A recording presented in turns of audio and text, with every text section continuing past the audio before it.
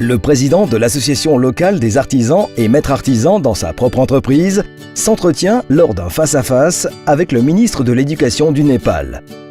Ils s'entendent sur un point, il y a une pénurie de techniciens qualifiés.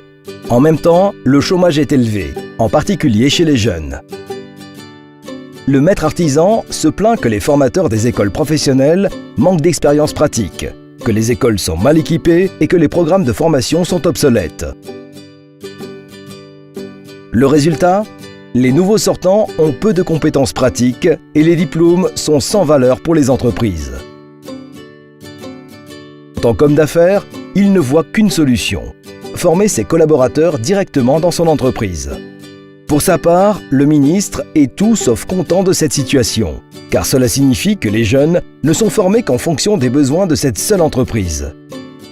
Le pays a donc besoin d'écoles professionnelles, de centres de formation, d'enseignants et de formateurs qui assurent des formations pratiques en phase avec les besoins de l'économie locale et suivant des standards nationaux. Pour ce faire, Swisscontact joue le rôle de facilitateur. Tout d'abord, les différents points de vue sont clarifiés et les responsabilités définies. Plus important encore, les offres de formation sont élaborées pour répondre aux besoins de l'économie. Swisscontact soutient le développement et la mise en place de normes étatiques pour certifier les cursus de formation initiale continue, ainsi que pour l'accréditation et l'homologation des établissements de formation. Swisscontact promeut également la mise en réseau des acteurs publics et privés de la formation professionnelle avec les acteurs économiques. Les acteurs du secteur privé sont impliqués dans toutes les phases du développement et de la mise en place des dispositifs de formation initiale et continue. Ils interviennent dans l'élaboration des curricula, la mise en œuvre des actions de formation professionnelle et participent à l'élaboration et à la tenue des examens de fin de formation. Les mentors accompagnent et conseillent les jeunes dans leur parcours d'insertion professionnelle. Les investissements dans le développement d'un système national de formation professionnelle sont immenses et nécessitent de nombreuses années. Mais en fin de compte, tout le monde en profite.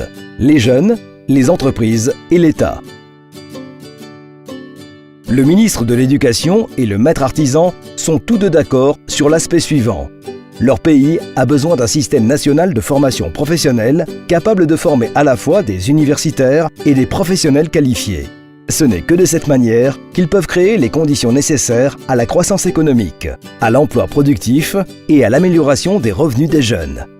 Depuis 60 ans, Swisscontact assure la promotion d'initiatives de formation innovantes adaptées aux réalités socioculturelles et économiques locales. Ce travail novateur est basé sur une analyse de marché approfondie et systémique menée sur le terrain.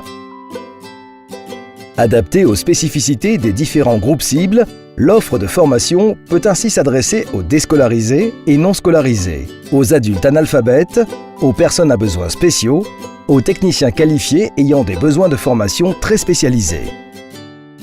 Swisscontact met actuellement en œuvre plus de 50 projets de formation professionnelle dans le monde.